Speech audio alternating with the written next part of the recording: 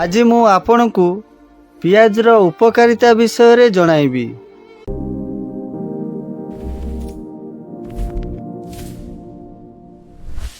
ପିଆଜକୁ ପୁରାତନ ଯୁଗରେ ମନୁଷ୍ୟ ଔଷଧ ଭାବରେ ବ୍ୟବହାର କରି ଆସିଛନ୍ତି।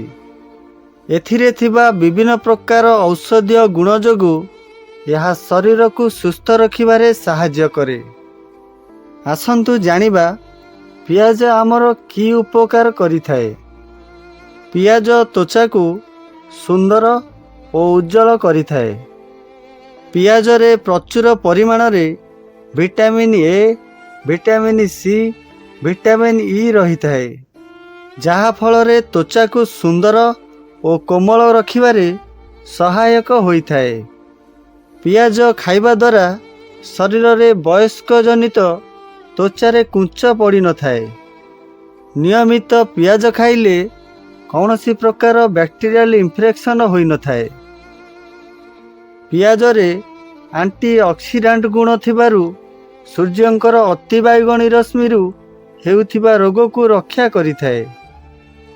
ପିଆଜ ରସ ଓ ଆପଲ ସାଇଡର ଭିନେଗାରକୁ ସମାନ ପରିମାଣରେ ମିଶ୍ରଣ କରି ମୁହଁରେ ଲଗାଇଲେ କଳା ଦାଗ ଦୂର ହୋଇଥାଏ। କଞ୍ଚା ପିଆଜ ହଜମ ପ୍ରକ୍ରିୟାରେ ସାହାଯ୍ୟ କରିଥାଏ। ପିଆଜରେ ଫାଇବର ଅଧିକ ପରିମାଣରେ ଥିବାରୁ ପାକସ୍ଥଳୀରେ ଲାଗିଥିବା ଖାଦ୍ୟ ମଧ୍ୟ ସମ୍ପୂର୍ଣ୍ଣ ହଜମ ହୋଇଥାଏ। କଞ୍ଚା ପିଆଜ ଖାଇବା ଦ୍ୱାରା ପେଟ ସଫା ରହିଥାଏ। ଯେଉଁମାନେ ଝାଡ଼ା ବସିବା ପରେ ମଧ୍ୟ ପେଟ ସଫା ହୋଇନଥାଏ, ସେମାନେ ରାତ୍ର ଭୋଜନ ସମୟରେ କଞ୍ଚା ପିଆଜ ଖାଇବା ଦ୍ୱାରା ପେଟ ସଫା ହେବା ସହିତ ମଳକଣ୍ଟକ ରୋଗ ମଧ୍ୟ ଭଲ କରିଥାଏ।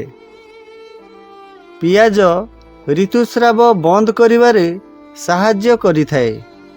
ଖରାଦିନେ ଗରମ ପବନ ସଂସ୍ପର୍ଶରେ ଆସିବା ଯୋଗୁଁ କିଛି ଲୋକଙ୍କର ନାକରୁ ରକ୍ତ ପଡ଼ିଥାଏ।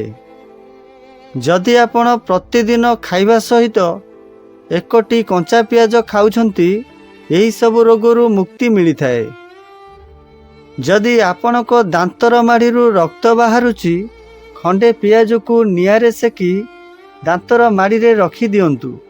ଦେଖିବେ 1ରୁ 2 ମିନିଟ୍ ମଧ୍ୟରେ ଉପଶମ ମିଳିବ। ପିଆଜ ଥଣ୍ଡା, ସର୍ଦ୍ଦି ଭଲ କରିବାରେ ସାହାଯ୍ୟ କରିଥାଏ। ଯଦି ଆପଣଙ୍କର ବାରମ୍ବାର ଥଣ୍ଡା, କାଶ, ସର୍ଦ୍ଦି ଓ ଗଳା ଦରଜ ହେଉଛି, ଆପଣ ନିୟମିତ କଞ୍ଚା ପିଆଜ ଖାଆନ୍ତୁ। ଏହି ସମସ୍ୟା ଦୂର ହୋଇଯିବ। ପିଆଜରେ ସାଫ୍ରନର ଗୁଣ ଅଧିକ ରହିଥାଏ, ଯାହାଫଳରେ ଏହା କ୍ୟାନ୍ସରର କୋଷକୁ ନଷ୍ଟ କରିବାକୁ ଦେଇନଥାଏ। ନିୟମିତ ପିଆଜ ଖାଇବା ଦ୍ୱାରା ଆପଣଙ୍କୁ କେବେ ବି କ୍ୟାନ୍ସର ଭଳି ରୋଗ ହୋଇନଥାଏ।